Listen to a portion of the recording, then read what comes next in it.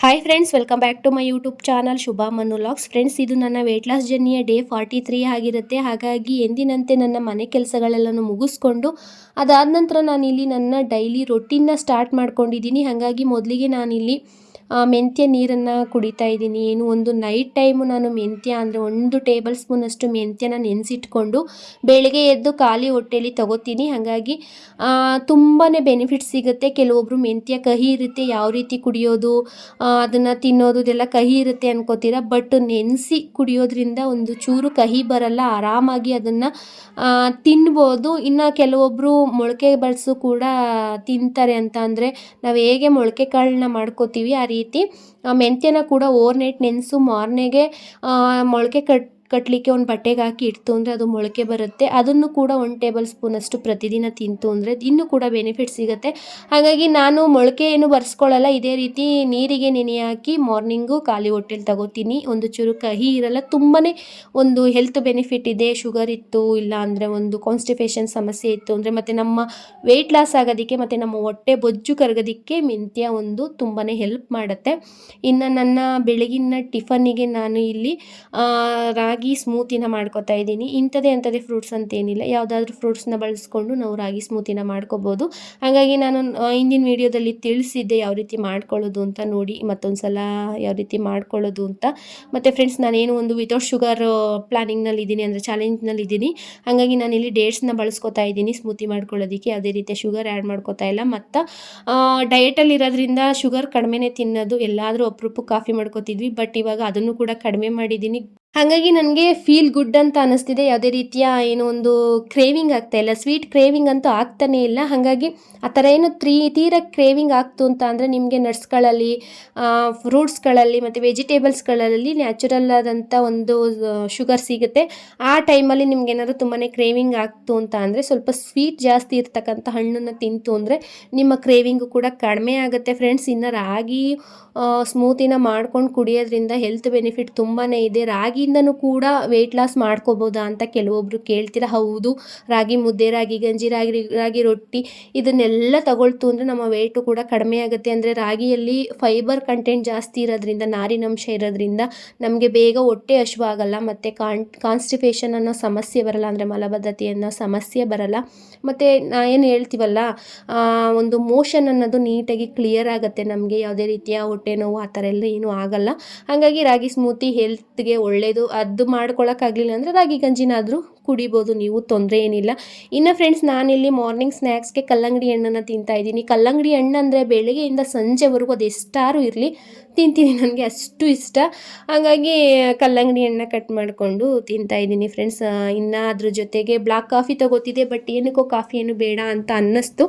ಹಾಗಾಗಿ ಅದನ್ನು ತಗೊಳ್ಳಿಲ್ಲ. ಇನ್ನು ಸಂಜೆಗೆ ಗ್ರೀನ್ ಟೀ ಮಾಡ್ಕೊಂಡ್ರೆ ಆಯಿತು ಅಂತ ಹೇಳ್ಬಿಟ್ಟು ಸುಮ್ಮನೆ ಆದೆ. ಮತ್ತು ಫ್ರೆಂಡ್ಸ್, ನನ್ನ ವೆಯ್ಟ್ ಎಷ್ಟು ಕಡಿಮೆ ಆಗಿದೆ ಅಂತ ಹೇಳ್ಬಿಟ್ಟು ನಿನ್ನೆ ವೀಡಿಯೋದಲ್ಲಿ ಅಪ್ಲೋಡ್ ಮಾಡಿದ್ದೆ. ಹೌದು, ಆಫ್ಟರ್ 40 ಡೇಸ್ ನಂತರ ನನ್ನ ವೆಯ್ಟು ಆಲ್ಮೋಸ್ಟ್ 6 kg ಕಡಿಮೆ ಆಗಿದೆ. ಅಂತ ಅಂದರೆ ಒಂದು 200 ಗ್ರಾಮ್ ಹೆಚ್ಚು ಕಮ್ಮಿ 6 kg ಅಷ್ಟು ಕಡಿಮೆ ಆಗಿದೆ. ಅಲ್ಲಿಗೆ ನಾನೊಂದು 3 ಡೇಸ್ನ ಬಿಡ್ತೀನಿ. ಅಂದರೆ ಆವಾಗ ಚಿಂಟು ಬರ್ಡೇ ಮತ್ತು ಶಿವರಾತ್ರಿ ಹಬ್ಬ ಇರೋದ್ರಿಂದ ಆ 3 ಡೇಸ್ನ ಕನ್ಸಿಡರ್ ಮಾಡಿಲ್ಲ. ಸ್ವಲ್ಪ ಚೀಟ್ ಮಿಲ್ ಆಯಿತು, ಅಂದರೆ ಸ್ವಲ್ಪ ಅಂತೇನಿಲ್ಲ, ಅದಕ್ಕಿಂತನೂ ಕಮ್ಮಿ, ಸ್ವಲ್ಪ ಅನ್ನೋದಕ್ಕಿಂತನೂ ಕಮ್ಮಿ. ಅಂದರೆ ಸ್ವಲ್ಪ ದೇವ್ರ ಪ್ರಸಾದ ಮತ್ತು ಚಿಂಟು ಬರ್ಡೇ ಸ್ಪೆಷಲ್ ಅಂತ ಹೇಳ್ಬಿಟ್ಟು ಸ್ವಲ್ಪ ಬಿರಿಯಾನಿ ಲೈಟಾಗಿ ತಿಂದಿದ್ದೆ. ಹಾಗಾಗಿ ಜಾಸ್ತಿ ಏನೂ ಕ್ಯಾಲೋರೀಸ್ ತೊಗೊಂಡಿರಲಿಲ್ಲ.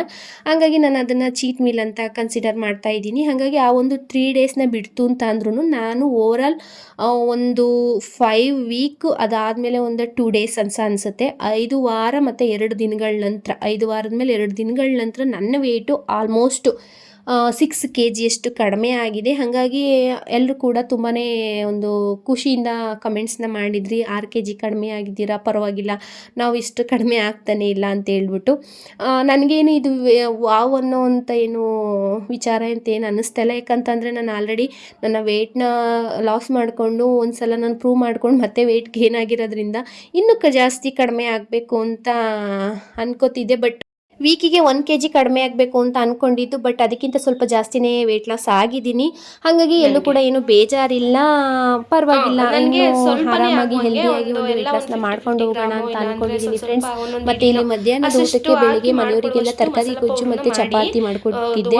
ಹಾಗಾಗಿ ನಾನಿಲ್ಲಿ ಒಂದು ಚಪಾತಿ, ಸ್ವಲ್ಪ ಗೊಜ್ಜು, ಅದ್ರ ಜೊತೆಗೆ ಸಲಾಡ್ನ ತಗೊಂಡಿದ್ದೀನಿ. ಇನ್ನು ಮಧ್ಯಾಹ್ನದ ಊಟನೂ ಕೂಡ ಮುಗಿಸ್ಕೊಂಡು ಅದಾದ ನಂತರ ಹೊರಗೆ ಬಂದು ಕೂತೆ. ಇಲ್ಲಿ ನಮ್ಮ ಅನ್ವಿಕಾ ನನ್ನ ಹತ್ರ ಪೌಡ್ರ್ ಹಾಕಿಸ್ಕೊಂಡು ಹಣೆ ಬಟ್ಟೆ ಇಟ್ಟಿಸ್ಕೊಳ್ಳೋಕೆ ಬಂದ್ಲು, ಬಟ್ ನಾನು ಫೋನ್ ಇಟ್ಕೊಳ್ಬಿಟ್ನಲ್ಲ, ಸಡನ್ನಾಗಿ ರೂಟ್ನೇ ಚೇಂಜ್ ಮಾಡಿಬಿಟ್ಲು. ಆ ಕಡೆ ಈ ಕಡೆಯಿಂದ ಒಲಾಡ್ಕೊಂಡು ನಿಂತ್ಕೊಂಡು ಅವಳು ನನ್ನ ಹತ್ರ ಅತ್ತೆ ಹತ್ರ ಹಾಕಿಸ್ಕೊಬರ್ತೀನಿ ಅಂತ ಹೇಳ್ಬಿಟ್ಟು ಬರ್ತಾ ಇದ್ದವಳು. ನಾನು ಯಾವಾಗ ಫೋನಲ್ಲಿ ವೀಡಿಯೋ ಮಾಡ್ತಾ ಇದ್ದೀನಿ ಅದನ್ನ ನೋಡಿಬಿಟ್ಟು ಸ್ಟಾಪ್ ಮಾಡಿಬಿಟ್ಲು, ಮತ್ತು ಆ ಕಡೆ ಹೊರಟೋದ್ಲು. ಆಮೇಲೆ ಬಂದು ಹಾಕಿಸ್ಕೊಂಡ್ಲು. ಇನ್ನು ಊಟ ಎಲ್ಲ ಆದಮೇಲೆ ಸೋಂಪು ತಿಂದು ಇಲ್ಲಿ ನಾನೇನೋ ಒಂದು ಅಗಸೆ ಬೀಜದ ಪೌಡರ್ನ ಮಾಡಿಕೊಂಡು ಮಜ್ಜಿಗೆ ಮಾಡ್ಕೊತಿದ್ದೆ. ಹಾಗಾಗಿ ನಮ್ಮ ಮನೆಯವರು ಅಂದರೆ ಮಧ್ಯಾಹ್ನದ ಊಟಕ್ಕೆ ಬಂದಿದ್ರಲ್ಲ, ಅವರು ಇದ್ದರು. ಅವರಿಗೆ ನನಗೆ ಇಬ್ರಿಗೂ ಮಜ್ಜಿಗೆ ಆಗತ್ತೆ ಅಂತ ಹೇಳ್ಬಿಟ್ಟು ಅವರು ಕುಡಿತೀನಿ ಅಗಸೆ ಬೀಜದ ಮಜ್ಜಿಗೆನ. ಅಂದರೆ ಬೆಳಿಗ್ಗೆ ಹೊತ್ತು ಅವ್ರಿಗೂ ನೆನೆಸಿಡ್ತಿದ್ದೆ ಅಲ್ಲ, ಅವರಿಗೆ ಕ್ಯಾನ್ಸಲ್ ಮಾಡಿದ್ದೀನಿ. ಮಧ್ಯಾಹ್ನ ಟೈಮು ನೀವು ಕೂಡ ನನ್ನ ಜೊತೆ ಮಜ್ಜಿಗೆ ಕೊಡಿರಿ ಅಂತ ಹೇಳ್ಬಿಟ್ಟು ಇಬ್ಬರು ಕೂಡ ಒಂದು ದೊಡ್ಡ ಗ್ಲಾಸಲ್ಲಿ ಮಜ್ಜಿಗೆನ ಸ್ವಲ್ಪ ತೆಳುವಾಗಿ ಮಾಡ್ಕೊಂಡಿದ್ದೀವಿ. ತುಂಬ ಗಟ್ಟಿ ಮಾಡ್ಕೊಂಡಿಲ್ಲ, ಸ್ವಲ್ಪ ನೀರನ್ನು ಜಾಸ್ತಿ ಹಾಕ್ಕೊಂಡು ತೆಳ್ಳು ಮಾಡಿಕೊಂಡು ನಾವಿಲ್ಲಿ ಮಜ್ಜಿಗೆನ ತೊಗೋತಾ ಇದ್ದೀವಿ. ಇನ್ನು ಫ್ರೆಂಡ್ಸ್, ನಾನು ಹೇಳಿದ್ನಲ್ವ, ವೆಯ್ಟ್ ಲಾಸು ಅಷ್ಟೇನೂ ಆಗಿಲ್ಲ, ಬಟ್ಟು ಬಾಡಿ ಫಿಟ್ಟಿಂಗ್ ಎಲ್ಲ ಸ್ವಲ್ಪ ಚೆನ್ನಾಗಾಗಿದೆ. ಅಂದರೆ ಸ್ವಲ್ಪ ಸಣ್ಣ ಕಾಣಿಸ್ತಿದ್ದೀನಿ ಡ್ರೆಸ್ಗಳಲ್ಲೆಲ್ಲ. ಅಂದರೆ ನೈಟಿಗಳಲ್ಲಿ ಗೊತ್ತೇ ಆಗಲ್ಲ ಬಿಡಿ, ನಾವು ಸಣ್ಣ ಆಗಿದ್ದೀವ ದಪ್ಪ ಆಗಿದ್ದೀವ ಅನ್ನೋದು ಗೊತ್ತಾಗಲ್ಲ. ಹಂಗಾಗಿ ನಾವು ನೈಟಿ ಹಾಕೊಂಡೇ ನಾವು ದಪ್ಪ ಆಗಿರೋದು. ನಮ್ಮ ಬಾಡಿ ಶೇಪ್ ಯಾವ ರೀತಿ ಬಂದಿದೆ ಅನ್ನೋದು ನೈಟಿ ಹಾಕ್ಕೊಂಡ್ರೆ ಒಂದು ಚೂರು ಗೊತ್ತಾಗಲ್ಲ. ನಮಗೆ ಡ್ರೆಸ್ಗಳನ್ನ ಹಾಕ್ಕೊಂಡಾಗ ನಮ್ಮ ಬಾಡಿ ಶೇಪ್ ಗೊತ್ತಾಗೋದು, ಇಲ್ಲ ಅಂದರೆ ಡ್ರೆಸ್ ಹಾಕ್ತಿರಲ್ಲ, ಇಲ್ಲ ಅಂದರೆ ಟೈಟ್ ಆಗ್ತಿರುತ್ತೆ. ಆ ಟೈಮಲ್ಲಿ ನಮಗೆ ನಮ್ಮ ಬಾಡಿ ಶೇಪು ದಪ್ಪ ಆಗಿರೋದು ಗೊತ್ತಾಗೋದು. ಹಾಗಾಗಿ ನಾನು ಕೆಲವೊಂದು ಟೈಮಲ್ಲಿ ನೈಟಿಗಳು ಆಲ್ಮೋಸ್ಟ್ ಬಳಸೋದು ಮನೆಯಲ್ಲಿ ಇದ್ದಾಗ. ಕೆಲವೊಂದು ಸಲ ಯಾವಾಗಾದರೂ ಮನೆ ಹತ್ರ ಡ್ರೆಸ್ನ ಯೂಸ್ ಮಾಡಿದಾಗ ನಮ್ಮ ಮನೆಯವ್ರು ಹೇಳ್ತಾರೆ, ಡ್ರೆಸ್ಸಲ್ಲಿ ತುಂಬ ಸಣ್ಣ ಕಾಣಿಸ್ತಿದ್ಯಾ, ಅಂದರೆ ನನಗೆ ಹಿಪ್ಸ್ ಮೇಲೆ ದಪ್ಪ ಇರೋದ್ರಿಂದ ಬಟ್ಟೆ ಬಂದು ಕೂತ್ಕೋತಿತ್ತು. ಇವಾಗ ಆ ರೀತಿ ಬಟ್ಟೆ ಕೂತ್ಕೋತಾ ಇಲ್ಲ, ಸ್ಟ್ರೈಟಾಗಿ ಇದೆ. ಹಾಗಾಗಿ ಈ ಥರ ಎಲ್ಲ ಕಾಣಿಸ್ತಿತ್ತು, ಅದೆಲ್ಲ ಕಡಿಮೆ ಆಗಿದೆ, ಪರವಾಗಿಲ್ಲ. ವೆಯ್ಟ್ ಲಾಸ್ ಆಗಿದೆಯಾ, ಇದೇ ರೀತಿ ಮಾಡು, ಇನ್ನೂ ಸ್ವಲ್ಪ ಎಫರ್ಟ್ ಹಾಕಿ ಮಾಡು, ಮೊದಲಿನ ಥರ ನೀನು ಎಫರ್ಟ್ ಹಾಕಿ ಮಾಡ್ತಾನೆ ಇಲ್ಲ, ಅದ್ರ ಬಗ್ಗೆ ತಲೆನೇ ಕೆಡಿಸ್ಕೊತಾ ಇಲ್ಲ. ಮುಂಚೆ ವೀಡಿಯೋ ಮಾಡೋಕ್ಕೆ ಮುಂಚೆ ಎಲ್ಲ, ಅಂದರೆ ಯೂಟ್ಯೂಬ್ ಸ್ಟಾರ್ಟ್ ಮಾಡೋಕ್ಕೆ ಮುಂಚೆ ಎಲ್ಲ ವೆಯ್ಟ್ ಲಾಸ್ ಮಾಡ್ಕೊಂಡಿದ್ದೆಲ್ಲ, ಆವಾಗ ಅಷ್ಟು ಎಫರ್ಟ್ ಆಗ್ತಿದೆ, ಇವಾಗ ಏನಕ್ಕೆ ಎಫರ್ಟ್ ಆಗ್ತಾಯಿಲ್ಲ ಅಂತ. ಹೌದು, ನಾನು ಸ್ವಲ್ಪ ಎಫರ್ಟ್ ಕಮ್ಮಿನೇ ಆಗ್ತಾಯಿದ್ದೀನಿ. ಅಂದರೆ ನನಗೆ ಎಡಿಟಿಂಗು, ವಾಯ್ಸ್ ಓವರು ಇದೆಲ್ಲ ಕೊಡಬೇಕಲ್ಲ, ನನಗೂ ಕೂಡ ಟೈಮ್ ಬೇಕಲ್ಲ. ಹಾಗಾಗಿ ಸ್ವಲ್ಪ ಸ್ಲೋ ಆಗೇ ಹೋಗ್ತಾಯಿದ್ದೀನಿ ಫ್ರೆಂಡ್ಸ್. ಅದಾದ ನಂತರ ನಾನಿಲ್ಲಿ ಒಂದು ಮಜ್ಜಿಗೆ ಎಲ್ಲ ಕುಡಿದು ಇನ್ನು ಸಂಜೆನೂ ಆಯಿತು. ಸ್ವಲ್ಪ ಸೆಟಲ್ ಕಾಕೆಲ್ಲ ಆಡಿ ಚೆನ್ನಾಗಿ ಬೆವರು ಬರುತ್ತೆ. ಸೆಟಲ್ ಕಾಕ್ನೂ ಕೂಡ ಆಡಿದ್ರೆ, ಅಂದರೆ ಬಗ್ಗಿ ಎದ್ದು ಮಾಡ್ತೀವಿ, ಓಡಾಡ್ತೀವಿ.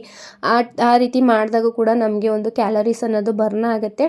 ಹಾಗಾಗಿ ಅದನ್ನು ಕೂಡ ಎಲ್ಲ ಆಡ್ಕೊಂಡು ಬಂದು ಇಲ್ಲಿ ಸಂಜೆ ಸ್ನ್ಯಾಕ್ಸ್ಗೆ ಹೇಳಿದ್ನಲ್ಲ, ಕಲ್ಲಂಗಡಿ ಹಣ್ಣು ಇತ್ತು ಅಂತ ಅಂದರೆ ತಿಂತಾನೆ ಇರೋದೇ ಕೆಲಸ ನನಗೆ. ಹಾಗಾಗಿ ಬೆಳಿಗ್ಗೆ ಬ್ಲಾಕ್ ಕಾಫಿ ತೊಗೋಬೇಡ್ದು ಅಂತ ಅನ್ನಿಸ್ತು, ಬಟ್ ಇವಾಗ ಏನಕ್ಕೋ ಕುಡಿಬೇಕು ಅಂತ ಅನ್ನಿಸ್ತು. ಸ್ವಲ್ಪ ಆಟ ಆಡೋದ್ವಲ್ಲ, ಹಾಗಾಗಿ ಏನೋ ಒಂಚೂರು ಲೈಟಾಗಿ ತಲೆನೋವು ಅಂತ ಅನ್ನಿಸ್ತು. ಹಾಗಾಗಿ ನಾನಿಲ್ಲಿ ಬ್ಲಾಕ್ ಕಾಫಿನ ಮಾಡಿಕೊಂಡು ಅದ್ರ ಜೊತೆಗೆ ಕಲ್ಲಂಗಡಿ ಹಣ್ಣು ತಿಂತಾಯಿದ್ದೀನಿ. ಇನ್ನು ನೈಟ್ ಊಟಕ್ಕೆ ನಮ್ಮ ಮನೆಯವ್ರ ಫ್ರೆಂಡು ಪಾರ್ಸಲ್ ಕೊಟ್ಟಿದ್ರು ನಾನ್ ವೆಜ್ ಊಟನ. ಸ್ವಲ್ಪ ಕಾಳು ಗೊಜ್ಜನ್ನ ಹಾಕ್ಕೊಂಡು ಒಂದು ಚಪಾತಿನ ತಿಂತಾಯಿದ್ದೀನಿ. ಅದ್ರ ಜೊತೆ ಈರುಳ್ಳಿ ಚಿಂಟುನು ಕೂಡ ಊಟ ಮಾಡಿ, ಅಂದರೆ ಅವನಿಗೆ ನಾನು ಊಟ ಮಾಡಿಸಿದ ನಂತರ ನಾನು ಊಟ ಮಾಡೋದ್ರಿಂದ ಅವನು ಆಲ್ರೆಡಿ ಊಟ ಮಾಡಿಬಿಟ್ಟು ಫೋನ್ ನೋಡ್ತಾ ಕೂತಿದ್ದ ಫ್ರೆಂಡ್ಸ್. ಇನ್ನು ನನ್ನ ಡೇ 43ನ ವೀಡಿಯೋ, ಅಂದರೆ ನನ್ನ ರೊಟೀನ್ನ ವೀಡಿಯೋ ಇಲ್ಲಿಗೆ ಸ್ಟಾಪ್ ಆಗುತ್ತೆ. ಮತ್ತು ನಾನಿಲ್ಲಿ ನನ್ನ 1 ಇಂಚಸ್ ಲಾಸ್ ಆಗಿರ್ಬೋದು ಅಂತ ಏನು ಹೇಳಿದೆ, ಅದನ್ನು ನಾನು ಚೆಕ್ ಮಾಡ್ಕೊಳ್ಳೋಣ ಅಂತ ಹೇಳ್ಬಿಟ್ಟು ಇಲ್ಲಿ ನಾನು ಚೆಕ್ ಮಾಡ್ಕೊತಾ ಇದ್ದೀನಿ ಫ್ರೆಂಡ್ಸ್. ಅದಕ್ಕೂ ಮುಂಚೆ ಫ್ರೆಂಡ್ಸ್, ನಾನೇನು ಒಂದು ನಿನ್ನೆ ಇಂಟರ್ನ್ಯಾಷನಲ್ ವುಮೆನ್ಸ್ ಡೇ ಇತ್ತು, ಯಾರಿಗೂ ಕೂಡ ವಿಶ್ ಮಾಡಿರಲಿಲ್ಲ. ಹಾಗಾಗಿ ಇವತ್ತಿನ ವೀಡಿಯೋದಲ್ಲಿ ಎಲ್ರಿಗೂ ಕೂಡ ವಿಶ್ ಮಾಡ್ತಾ ಇದ್ದೀನಿ ಫ್ರೆಂಡ್ಸ್. ಎಲ್ರಿಗೂ ಹ್ಯಾಪಿ ವುಮೆನ್ಸ್ ಡೇ. ಯಾರೆಲ್ಲ ವುಮೆನ್ಸ್ ಇದ್ದೀರಾ ಎಲ್ರಿಗೂ ಕೂಡ ಹ್ಯಾಪಿ ವುಮೆನ್ಸ್ ಡೇನ ತಿಳಿಸ್ತಾ, ಇನ್ನು ಯಾರೆಲ್ಲ ಫ್ಯಾಟಿ ವುಮೆನ್ಸ್ ಇದ್ದೀರಾ ಅವ್ರಿಗೂ ಕೂಡ ಹ್ಯಾಪಿ ವುಮೆನ್ಸ್ ಡೇ ಫ್ರೆಂಡ್ಸ್. ನನ್ನನ್ನು ಸೇರಿಸಿ ಯಾರೆಲ್ಲ ಫ್ಯಾಟಿ ವುಮೆನ್ಸ್ ಇದ್ದೀರಾ ಅವ್ರಿಗೂ ಕೂಡ ಸ್ಪೆಷಲಾಗಿ ಹ್ಯಾಪಿ ವುಮೆನ್ಸ್ ಡೇನ ತಿಳಿಸ್ತಾ ಇದ್ದೀನಿ ಫ್ರೆಂಡ್ಸ್. ಮತ್ತು ಫ್ರೆಂಡ್ಸ್, ಈ ವೀಕು ಅಷ್ಟೇನು ವೆಯ್ಟ್ ಲಾಸ್ ಆಗಿಲ್ಲ, ಬಟ್ ಬಾಡಿ ಶೇಪ್ ಮಾತ್ರ ಚೆನ್ನಾಗಿ ಕಾಣಿಸ್ತಿದೆ. ಅಂದರೆ ಸ್ವಲ್ಪ ಸಣ್ಣ ಆಗಿರೋ ರೀತಿ ಕಾಣಿಸ್ತಿದೆ ಅಂತ ಡೌಟ್ ಇತ್ತು. ಹಾಗಾಗಿ ಬಾಡಿ ಮೆಜರ್ಮೆಂಟ್ನ ಮಾಡ್ಕೊಳ್ಳೋಣ, ಅಂದರೆ ಇಂಚಸ್ ಎಷ್ಟು ಲಾಸ್ ಆಗಿದೆ ಆ ಥರ ತಿಳ್ಕೊಳ್ಳೋಣ ಅಂತ ಹೇಳ್ಬಿಟ್ಟು ನಾನಿಲ್ಲಿ ಫಸ್ಟಿಗೆ ನಾನು ಒಂದು ಬಾಡಿ ಮೆಜರ್ಮೆಂಟ್ನ ಮಾಡ್ಕೋತಾ ಇದ್ದೀನಿ. ಹಾಗಾಗಿ ನಾನಿಲ್ಲಿ ಮೆಜರ್ಮೆಂಟ್ ಟೇಪ್ನ ಸಹಾಯದಿಂದ ಅಳತೆನ ಮಾಡ್ಕೋತಾ ಇದ್ದೀನಿ, ನನ್ನ ಇಂಚಸ್ ಎಷ್ಟಿದೆ ಅಂತ. ಹಾಗಾಗಿ ನಾನಿಲ್ಲಿ ಬಸ್ಟ್ ಸೈಜ್, ಅಂದರೆ ಚೆಸ್ಟ್ ಸೈಜನ್ನು ಅಳತೆ ಮಾಡ್ಕೋತಾ ಇದ್ದೀನಿ. ನನ್ನ ಚೆಸ್ಟ್ ಸೈಜ್ ಬಂದು 39 1.5 ಅಂತ ತೋರಿಸ್ತಿದೆ. ಹಾಗಾಗಿ 39.5 ನನ್ನ ಬಸ್ಟ್ ಸೈಜು ಬರುತ್ತೆ. ಇನ್ನು ನೆಕ್ಸ್ಟ್ ನಾನಿಲ್ಲಿ ಅದನ್ನು ಏನು ಮಾಡ್ಕೋತಾ ಇದ್ದೀನಿ ಅಂದರೆ, ಮರೆತು ಬಿಡ್ತೀನಿ ಅಂತ ಹೇಳ್ಬಿಟ್ಟು ಒಂದು ಬುಕ್ಕಿಗೆ ನೋಟ್ ಮಾಡ್ಕೋತಾ ಇದ್ದೀನಿ ಎಷ್ಟೆಷ್ಟಿದೆ, ಮತ್ತು ಡೇಟ್ ಸಮೇತ ನಾನಿಲ್ಲಿ ನೋಟ್ ಮಾಡ್ಕೋತಾ ಇದ್ದೀನಿ. ಅಂತ ಅಂದರೆ ನೆಕ್ಸ್ಟು 15 ಡೇಸ್ ಬಿಟ್ಟು ನಾನಿಲ್ಲಿ ಮತ್ತೆ ಒಂದು ಮೆಸರ್ಮೆಂಟ್ನ ಮಾಡ್ಕೋತೀನಿ. ಅಂದರೆ ಎಷ್ಟು ಇಂಚಸ್ ಲಾಸ್ ಆಗಿದೆ, ಇಲ್ಲ ಅಷ್ಟೇ ಇದೆಯಾ, ಇಲ್ಲ ವೇಟಲ್ಲಿ ಏನಾದರೂ ವೇರಿಯೇಷನ್ ಬರ್ತಿದೆಯಾ ಅಂತ ಹೇಳ್ಬಿಟ್ಟು ನೆಕ್ಸ್ಟ್ ಚೆಕ್ ಮಾಡ್ಕೊಳ್ಳೋಣ ಅಂತ ಹೇಳ್ಬಿಟ್ಟು ಒಂದು ಬುಕ್ಕಿಗೆ ಬರ್ಕೋತಾ ಇದ್ದೀನಿ. ಅದ್ರ ಜೊತೆಗೆ ನೀವು ವೇಟು ಕೂಡ ಬರ್ಕೋಬೇಕು. ಇವತ್ತಿನಿಂದ ವೇಟು ಕೂಡ ಬರ್ಕೊಳ್ಳಿ.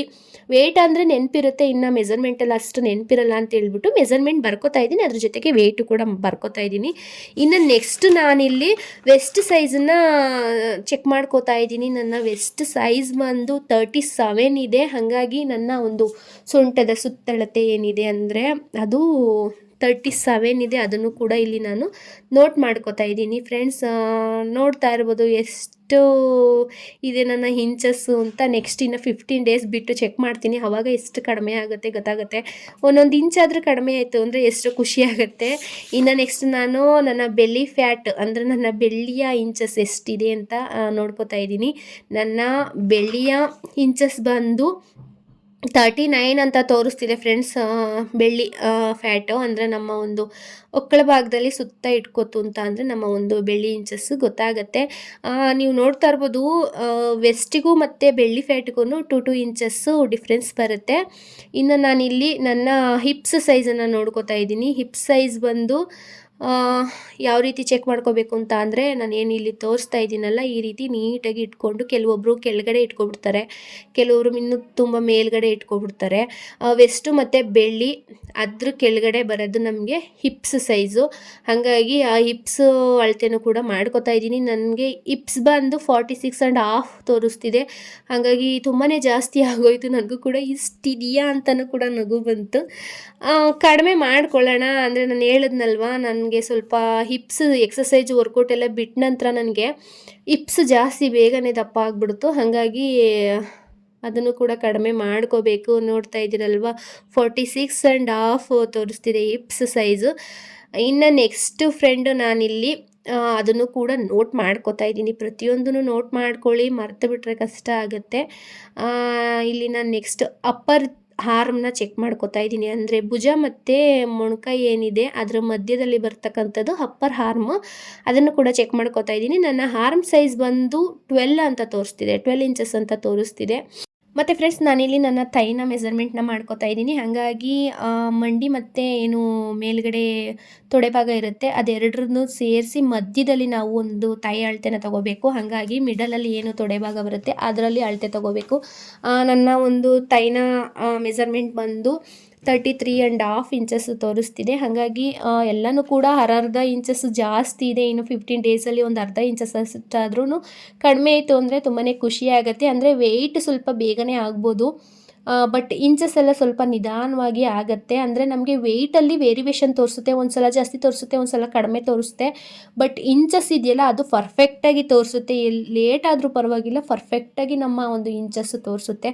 ಇನ್ನು ವೇಟಿಂಗ್ ಸ್ಕೇಲಲ್ಲಿ ಒಂದು ಕಡೆ ಒಂದೊಂದು ವೇಟಿಂಗ್ ಸ್ಕೇಲಲ್ಲಿ ವೆಯ್ಟ್ ಮಾಡ್ತು ಅಂತ ಅಂದರೆ ವೆಯ್ಟ್ ಚೆಕ್ ಮಾಡ್ತು ಅಂತ ಅಂದರೆ ಒಂದೊಂದರಲ್ಲೇ ಒಂದೊಂದು ರೀತಿ ತೋರಿಸುತ್ತೆ. ಇನ್ನು ನಮ್ಮ ವೇಟಿಂಗ್ ಸ್ಕೇಲು ಕೂಡ ಒಂದೊಂದು ಸಲ ಮೋಸ ಮಾಡುತ್ತೆ. ಒಂದಿನ ಕಡಿಮೆ ತೋರಿಸ್ತು ಅಂದರೆ ಇನ್ನೊಂದು ದಿನ ಒಂದು 200 ಗ್ರಾಮು 100 ಗ್ರಾಮು ಹೆಚ್ಚು ಇಲ್ಲ ಕಡಿಮೆ ತೋರಿಸ್ತಾನೆ ಇರುತ್ತೆ. ಹಾಗಾಗಿ ಎಲ್ಲನೂ ಕೂಡ ನಾನಿಲ್ಲಿ ನೋಟ್ ಮಾಡ್ಕೊಂಡಿದ್ದೀನಿ. ಮತ್ತು ನನ್ನ ಪ್ರೆಸೆಂಟ್ ವೆಯ್ಟ್ನು ಕೂಡ ನಾನಿಲ್ಲಿ ನೋಟ್ ಮಾಡ್ಕೊಂಡಿದ್ದೀನಿ. ಮತ್ತು ಆ ಬುಕ್ಕನ್ನ ಟೇಪ್ ಸಮೇತ ಹಾಕಿ ಎತ್ತಿಟ್ಕೊಂಡು ನೆಕ್ಸ್ಟ್ ಇನ್ನು 15 ಡೇಸ್ ಬಿಟ್ಟು ಎಷ್ಟು ಕಡಿಮೆ ಆಗಿದೆ ವೆಯ್ಟ್ ಇಲ್ಲ ಇಂಚಸ್ ಯಾವುದು ಜಾಸ್ತಿ ಕಡಿಮೆ ಆಗಿದೆ ಅಂತ ನಾನು ಇನ್ನೊಂದು 15 ಡೇಸ್ ಬಿಟ್ಟು ಹೇಳ್ತೀನಿ ಫ್ರೆಂಡ್ಸ್.